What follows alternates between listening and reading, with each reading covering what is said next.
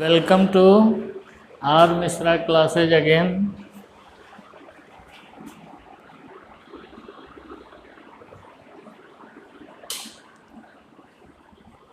गासेज law हम लोग start किए हैं। अब गासेज लॉ का आज तीसरा दिन है। कल कुछ क्वेश्चन किए, अप्लाई किए थे हम लोग। आज फिर कुछ एप्लीकेशन देखो। एक एनसीईआरटी का क्वेश्चन, फिर एप्लीकेशन बताते हैं।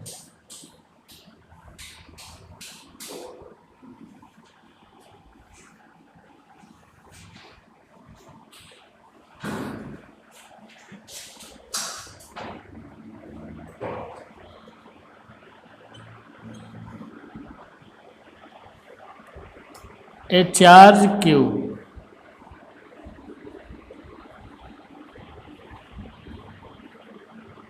is placed. A charge Q is placed at distance a by 2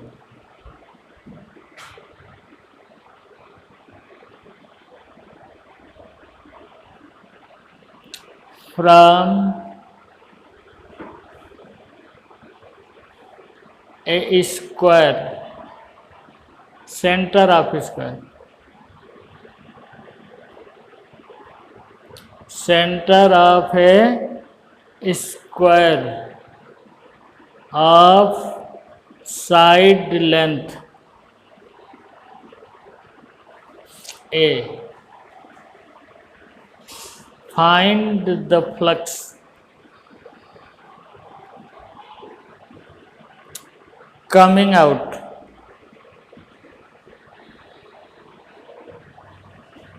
from this face. A charge Q is placed at distance a by 2 from center of a square of side length A. Find the flux coming out from this face. अब देख रहे हो square है,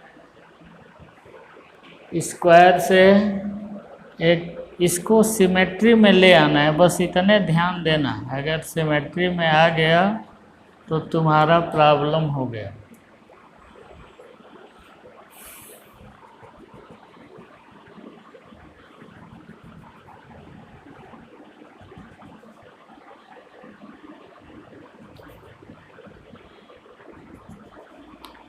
आ गया centre पर, एक cube complete करो। ये सेंटर पर आ गया। अब flux coming out from this cube, flux coming out from the cube is Q by epsilon. Flux coming out from the cube is Q by epsilon naught. Then flux coming out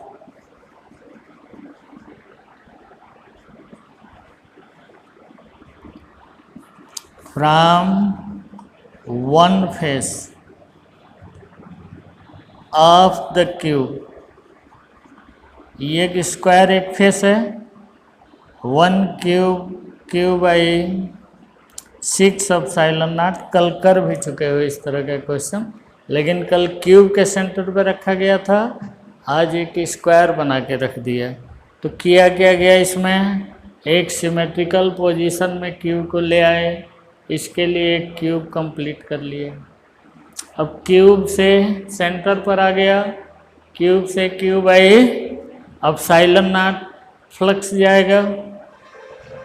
एक face से कितना जाएगा, Q by 6 epsilon not. तो flux coming out from square, out from square equals Q by 6 epsilon not. Q by 6 epsilon not किया क्या गया, समझ गए होगे। इस स्क्वायर से एक क्यूब कंप्लीट किया गया, जिससे हमारा मेन फोकस रहेगा इसमें क्यू को सिमेट्रिकल लोकेशन में ले आया जाए। अगर सिमेट्रिकल लोकेशन में आ गया तो तुम्हारा प्रॉब्लम सॉल्व हो गया। एक दो और कर लो कि तुम्हारा कंसेप्ट क्लियर हो जाए।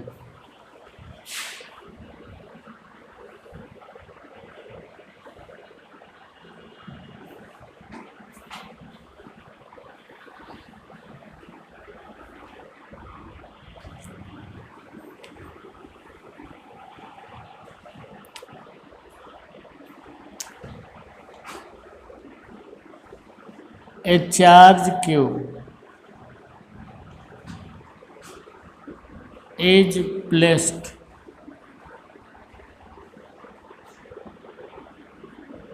at center of a hemisphere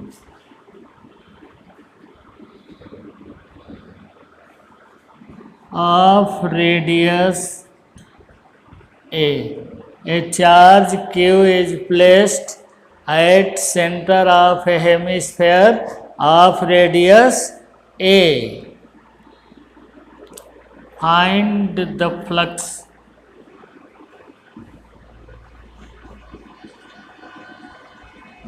coming out from this hemisphere. ये स्थिति है।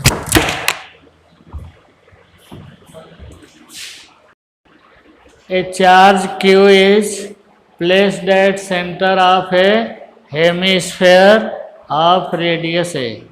Find flux coming out from this hemisphere. ये स्थिति ऐसी है, ये चार्ज क्यू यहाँ रखा है। अब इस क्यू को हमको सिमेट्रिकल लोकेशन में ले जाना है। यही गॉस लॉ का बेसिक है। सिमेट्रिकल में ले जाने के लिए एक क्यूब, एक स्फेयर कंप्लीट कर दो। अब flux coming out,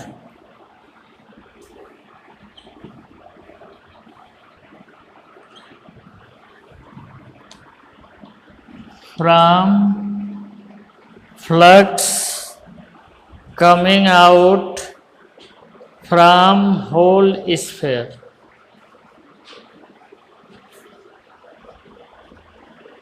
flux coming out from whole sphere is q by epsilon naught।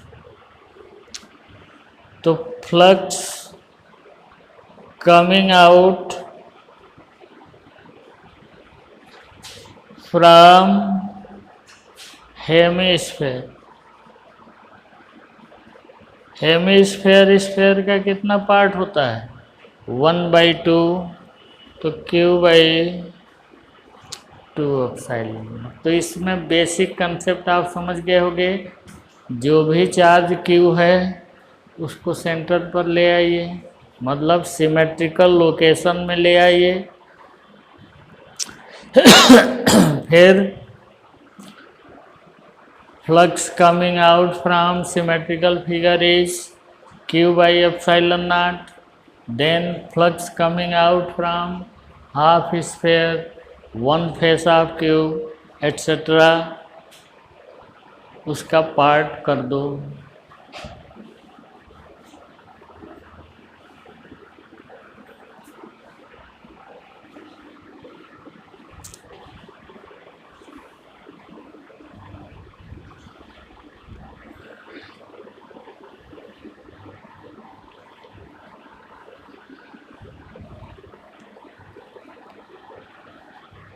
अब application of Gauss law.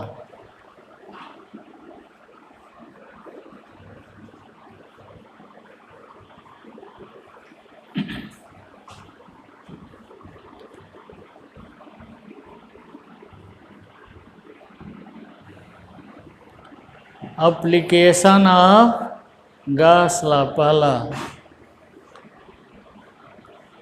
Electric field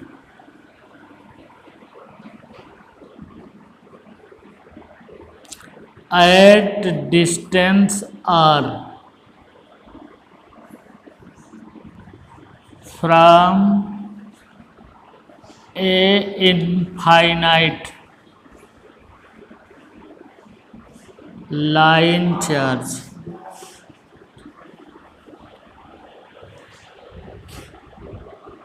flux electric field at distance r from a infinite line charge having linear charge density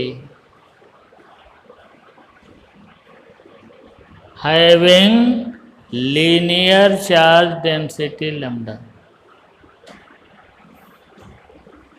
Electric field at distance r from an infinite line charge having linear charge density lambda.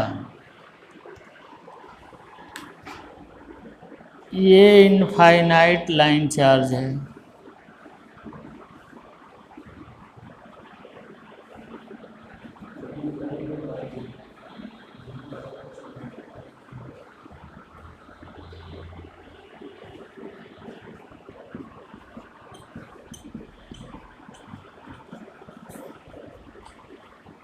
इससे P point है eight distance R।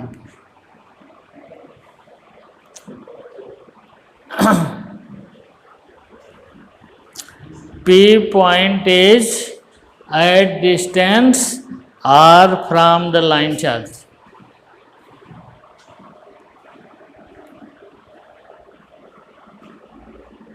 अब किसी line charge को इसको किसी चीज़ में रखना हो तो कैसा सरफेस चाहिए? इस चीज़ को हम किसी चीज़ में रखना चाहते हैं तो सरफेस कैसा चाहिए? सिलेंडर। तो एक सिलिंड्रिकल सरफेस ले लो इस आर को इंक्लूड किए हुए, इस आर को इंक्लूड किए हुए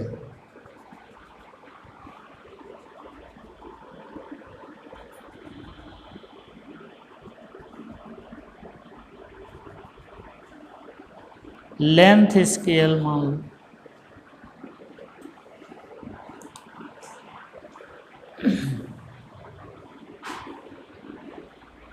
इलेक्ट्रिक फील्ड की डायरेक्शन हमेशा ऐसी रहेगी और एरिया वेक्टर यहाँ पर 1 ये, सेकंड ये, थर्ड ये।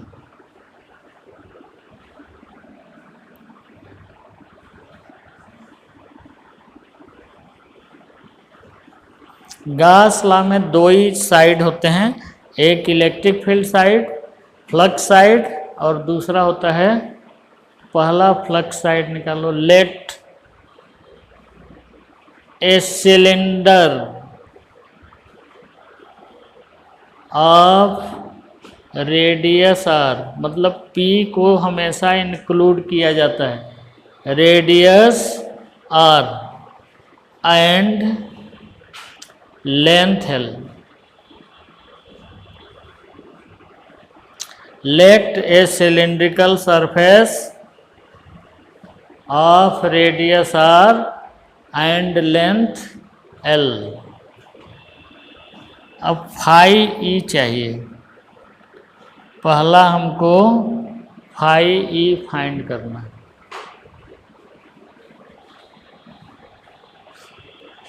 सरफेस कितने हैं इसमें?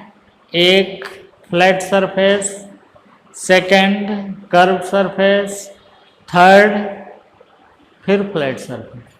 3 सरफेस है, तीनों का फ्लक्स निकालो, ऐड कर दो, तुमको फाई ई की वैल्यू आ जाएगी। तीनों सरफेस का निकालो।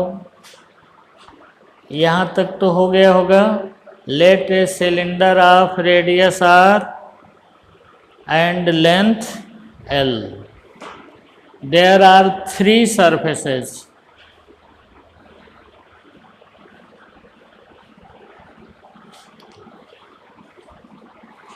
Surfaces of cylinder.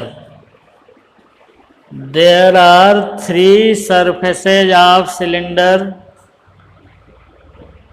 2 flat surfaces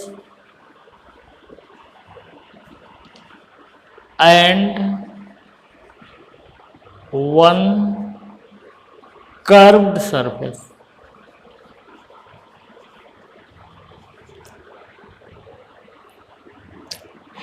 तो पहला तुम थोड़ा सा लिखोगे, let a cylinder of radius R. Radius R क्यों लिया?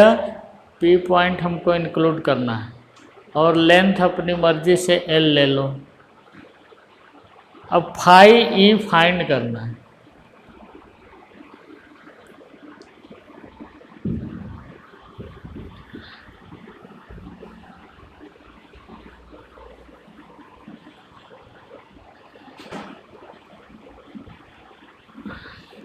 फाई ई फाइंड करो, तो फाई के लिए यूज करोगे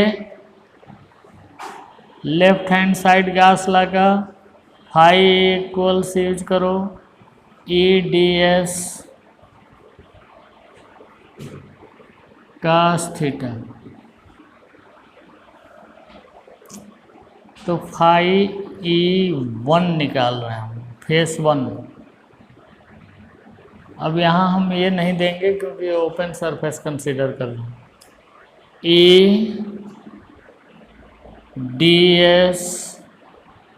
एस कास 90। देख लो इलेक्ट्रिक फील्ड ऐसे है और एरिया वेक्टर ये है। E D S cos theta equals E pi R square into 0, कितना हो गया? 0। सिमिलरली फाई ई 2 निकालो। ई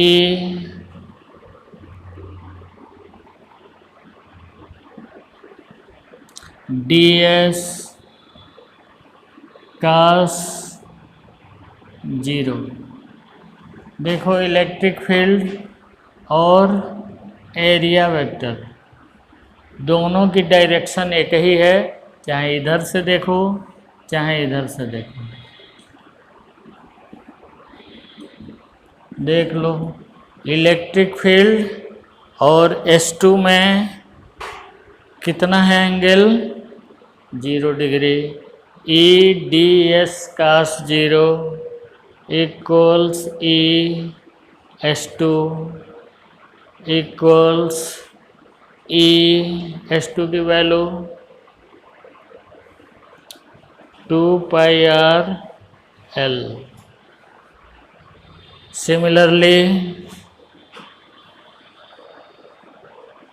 फाई ई 3 निकालो फेस 3 से, फिर वही काम E D S cos 90 equals E pi R square into 0 0।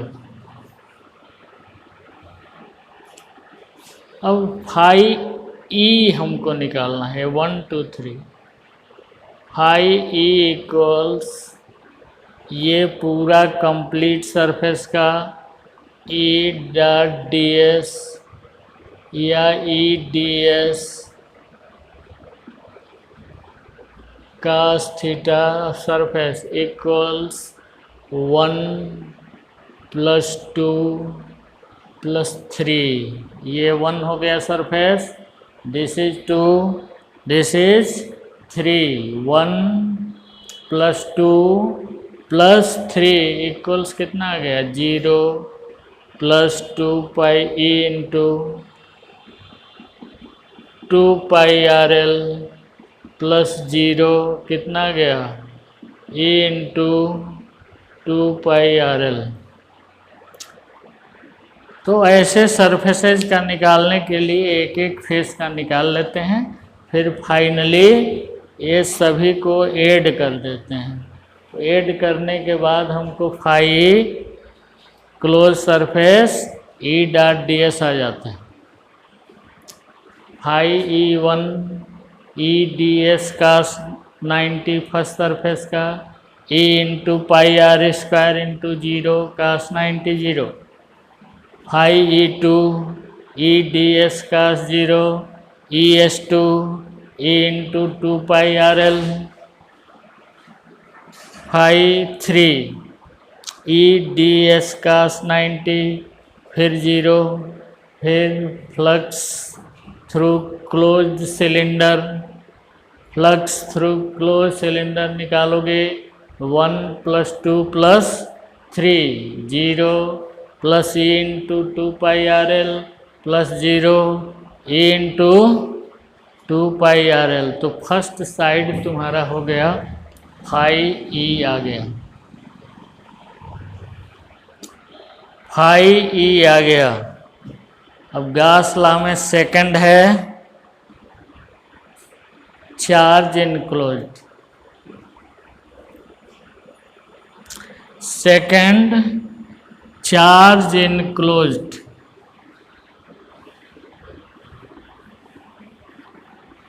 Charge enclose ये सिलेंडर कितना किया हुआ है,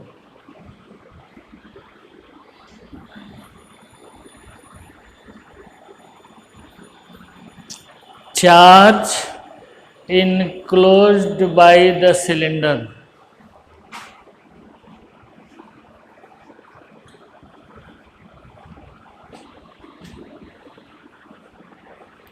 बाय द सिलेंडर। कितना चार्ज इनक्लोज्ड किए हुए हैं, लैम्डा पर यूनिट लेंथ चार्ज है। इस सिलेंडर की लेंथ कितनी है L है, तो चार्ज इनक्लोज्ड इक्वल हो जाएगा चार्ज पर unit length multiplied by length of cylinder, this is 5। अब अप्लाई करो Gauss law, applying Gauss's law, applying Gauss's law, phi E equals charge enclosed by epsilon naught from 4 and 5, from 4 and 5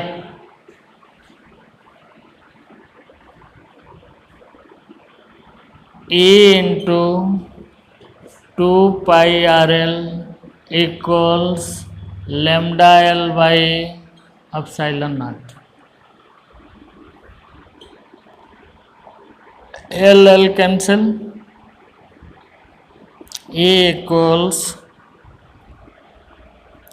lambda by 2 pi R epsilon naught। E equals,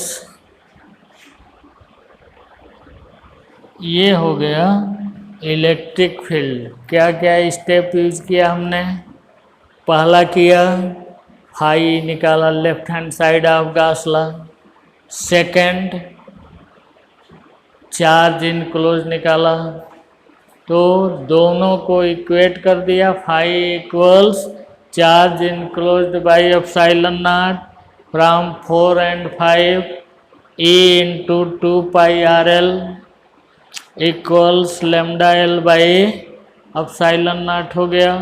ये 4 है और ये 5 है, तो 4 और 5 से ई इंटू 2πRL इक्वल्स कितना हो गया, lambda L by epsilon naught. L L cancel हो गया, ई इक्वल्स कितना आ गया, lambda by 2π epsilon naught R, या lambda by 2πr epsilon naught, जो भी लिखो। ये this is electric field due to infinite line charge at distance r from the line charge.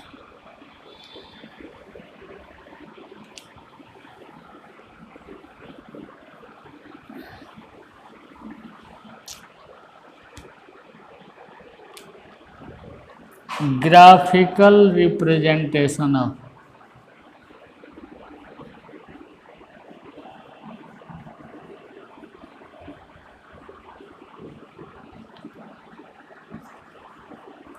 this equation,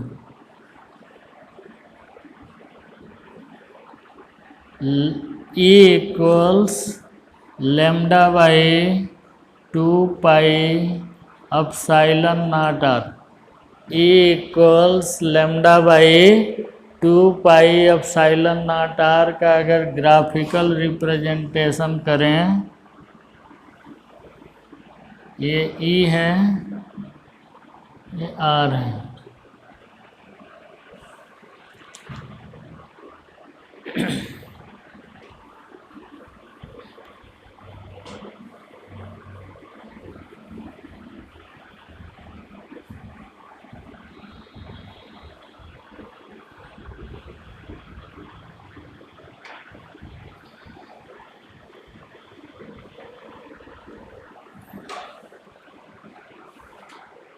अब देखो, अगर हम r इक्वल्स 0 रखें, r इक्वल्स 0 रखते हैं तो e की वैल्यू क्या आ जाएगी, इनफाइनाइट। अगर r इक्वल्स इन्फिनिटी रखते हैं तो e की वैल्यू कितनी आ जाएगी, 0। देखो r 0 रखा, e की वैल्यू इन्फिनिटी आ गई, r इन्फिनिटी रखा, e की वैल्यू 0 आ गई। तो e एंड r लाइंस ये बता रहा है, e and r lines are asymptote to the curve. इस ग्राफ का E और R लाइन एसिम्प्टोट है, मतलब टेंजेंट एट इन्फिनिटी। एसिम्प्टोट का मतलब समझोगे, टेंजेंट एट इन्फिनिटी मतलब ये जो है टेंजेंट हो जाएगी लाइन कब, जब ग्राफ इन्फिनिटी को टच करेगा। दूसरा चीज़, एक आध पॉइंट के लिए देख लो, r इक्वल्स 1 रखोगे, e की वैल्यू कितनी आ गई, lambda by 2π epsilon. r equals 2 रखोगे, e की वैल्यू आ गई लेमडा बाई 4π एप्सिलॉन। मतलब जब r इंक्रीज हो रहा है, ये बता रहा है कि when r increasing, e decreasing. तो तुम्हारा ग्राफ का शेप कैसे आ जाएगा, ई लाइन एसिम्प्टोट बनाओ, फिर इसको डिक्रीज करते हुए जाओ, फिर इसको भी एसिम्प्टोट बना दो। इस ग्राफ का नाम होता है रेक्टेंगुलर हाइपरबोला।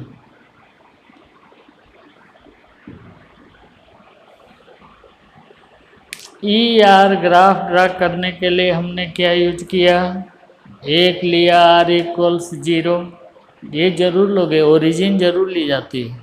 आर इक्वल्स 0 पर ई की वैल्यू कितनी आ गई, इन्फिनिटी। इसका मतलब क्या हुआ, एक ग्राफ ई को जाकर इन्फिनिटी पर टच करेगा। अगर आर इक्वल्स इन्फिनिटी रखो, ई की वैल्यू क्या आ गई, 0, मतलब एक ग्राफ आर को भी जाकर इन्फिनिटी पर टच करेगा। अगर आर इक्वल्स 1 रखो, अब ये देखना है कि ये डिक्रीज कर रहा है कि इंक्रीज कर रहा है। तो आर इक्वल्स 1 पर देखोगे तो λ/2 पाई एप्सिलॉन नॉट आ जाएगा। आर इक्वल्स 2 को देखोगे तो λ/4 पाई एप्सिलॉन नॉट आ जाएगा। इसका मतलब ग्राफ जो है नीचे की तरफ डिक्रीज करते हुए जा रहा है। When R increasing E is decreasing. तो इस तरह से ग्राफ ई को बनाओ एसिम्प्टोट, आर को भी बनाओ एसिम्प्टोट, और आर को बढ़ाते हुए ई को डिक्रीज करते हुए जाओ। जो शेप आएगा that is rectangular hyperbola.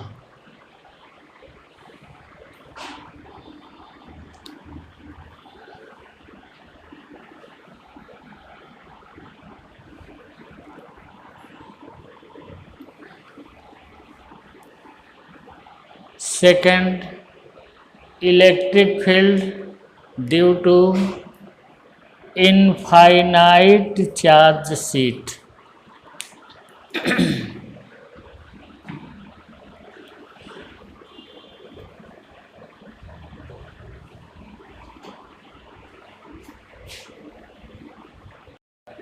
Electric field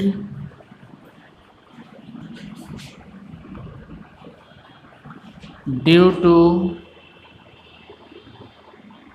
infinite charge sheet, इसको कल डिस्कस किया जाएगा। इसके आगे कल गॉस लॉ कंक्लूड करके प्रॉपर्टी ऑफ कंडक्टर स्टार्ट करेंगे।